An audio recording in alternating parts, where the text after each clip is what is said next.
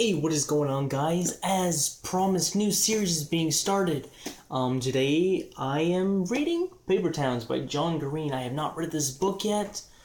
People are telling me I have to read it. I've read Fallen or Stars. Good book, very good book. I may do reading on that. I don't know what you guys want, but we'll start with the prologue. This is Paper Towns by John Green. It's profoundly moving, according to SLJ. Don't know who that is. But anyway, okay. The way I figured it, everyone gets a miracle.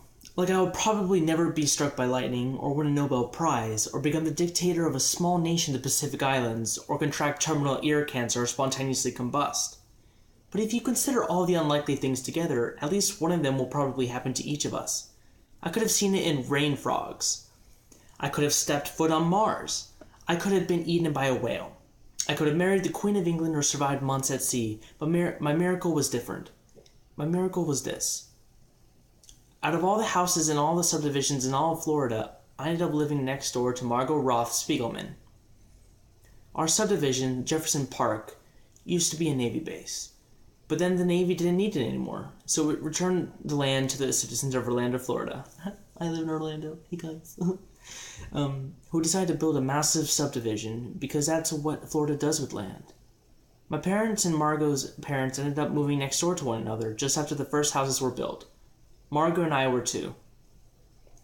Before Jefferson Park was a Pleasantville, and before it was a Navy base, it belonged to an actual Jefferson. This guy, Dr. Jefferson Jefferson. Dr. Jefferson Jefferson had a school named after him in Orlando, and also a large charitable foundation.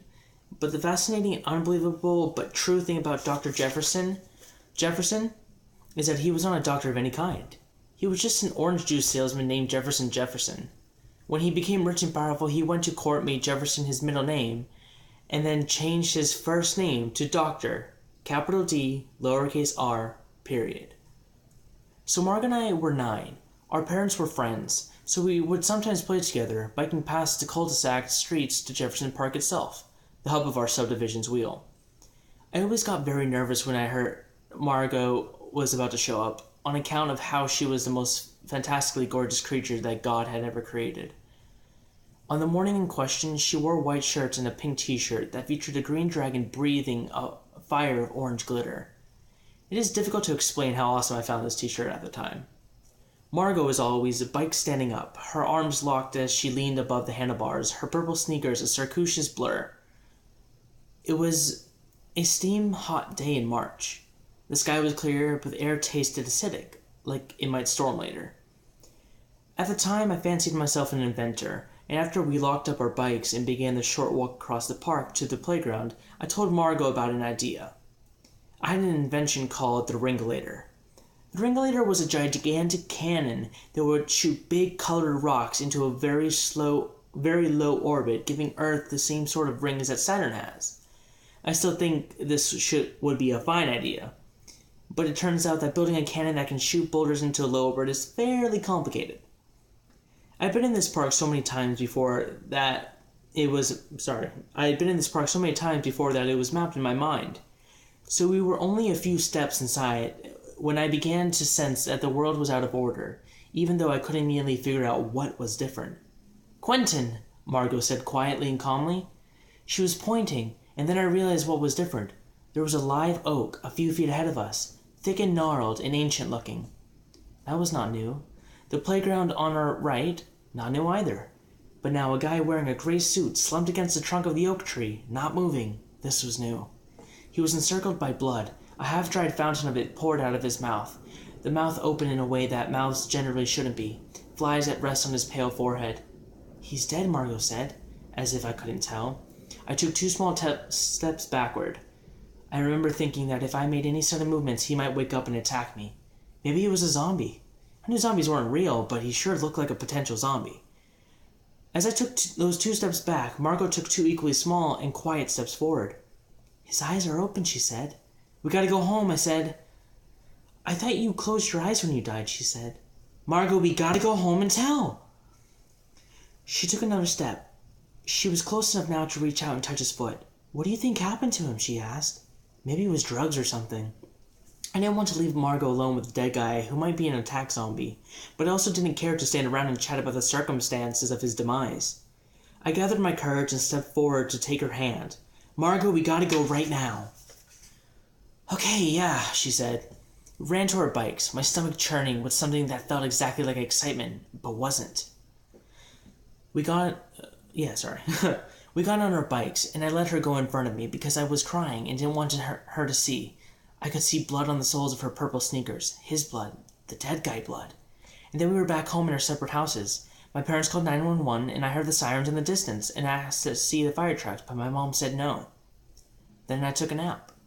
Both my parents are therapists, which means that I'm really goddamn well adjusted.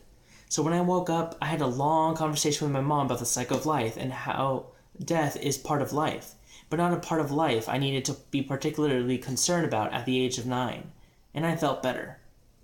Honestly, I never worried about it much, which is saying something, because I can do some worrying. Here's the thing, I found a dead guy. Literal adorable 9-year-old me and my even littler, more adorable playdate found a guy with blood pouring out of his mouth, and that blood was on her little adorable sneakers as we biked home. It's all very dramatic and everything, but so what? I don't know the guy. Sorry about that. I didn't know the guy. People I don't know die all the damn time. If I had a nervous breakdown every time something awful happened in the world, I'd be crazier than a shithouse rat. That night, I went into my room at 9 o'clock to go to bed, because 9 o'clock was my bedtime. My mom tucked me in, told me she loved me, and I said, "See you tomorrow." And she said, "See you tomorrow." And then she turned out the lights and closed the door almost all the way. As I turned on my side, I saw Margot Roth Spiegelman standing outside my window, her face almost pressed against the screen. I got up and opened the window, but the screen stayed between us, pixelating her. "I did an investigation," she said quite seriously. Even up close, the screen broke her face apart, but I could tell that she was holding a little notebook and a pencil with teeth marks around the eraser. She glanced down at her notes. Miss Feldman from over on Jefferson Court said his name was Robert Joyner. She told me he lived on Jefferson Road in one of those condos on top of the grocery store. So I went over there, and there were a bunch of policemen, and one of them asked if I worked at the school paper. And I said our school didn't have a paper, and he said as long as I wasn't a journalist, he would answer my questions. He said Robert Joyner was 36 years old, a lawyer. They wouldn't let me in the apartment, but a lady named Juanita Alvarez lives next door to him, and I got into her apartment by asking if I could borrow a cup of sugar. And then she said that Robert Joyner had killed himself with a gun. And then I asked why, and then she told me that he was getting a divorce and was sad about it. She stopped then. I just looked at her, her face gray and moonlit and split into 1,000 little pieces by the weave of the window screen. Her wide, round eyes slitted back and forth from her notebook to me. "Lots of people get divorces and don't kill themselves," I said. "I know," she said, excitement in her voice. "That's what I told Juanita Alvarez." And then she said, Margot flipped the notebook page. She said that Mr. Joyner was troubled. And then I asked what that meant. And then she told me that we should just pray for him, and that I needed to take the sugar to my mom. And I said, "Forget the sugar," and left. I said nothing again. I just wanted her to keep talking. That small voice tense with the excitement of almost knowing things, making me feel like something important was happening to me. "I think I maybe know why," she finally said. "Why?" "Maybe all the strings inside him broke," she said. While I tried to think of something to say in answer to that, I reached forward and pressed the lock on the screen between us, dislodging it from the window. I placed the screen on the floor, but she didn't give me a chance to speak. Before I could sit back down, she just raised her face up toward me and whispered, "Shut the window." So I did. I thought she would leave, but she just stood there, watching me. I waved at her and smiled, but her eyes seemed fixed on something behind me, something monstrous that had already drained the blood from her face, and I felt too afraid to turn around to see. But there was nothing, behind me of course, except maybe the dead guy. I stopped waving. My head was level with hers as we stared at each other from opposite sides of the glass. I don't remember how it ended, if I went to bed or she did. In my memory it doesn't end. We just stay there, looking at each other forever. Margot always loved mysteries, and in everything that came afterward, I could never stop thinking that maybe she loved mysteries so much that she became one. Alright guys, that was the prologue to John Green's Paper Towns. I hope you guys enjoyed. Don't forget to drop a like. Feel free to comment down there. And if you want, subscribe to my channel for more chapters from this. That was a prologue. We shall start reading part 1, The Strings, in the next video. Again, hope you guys enjoyed. Stay awesome, stay safe, and stay cool. I will see you guys around.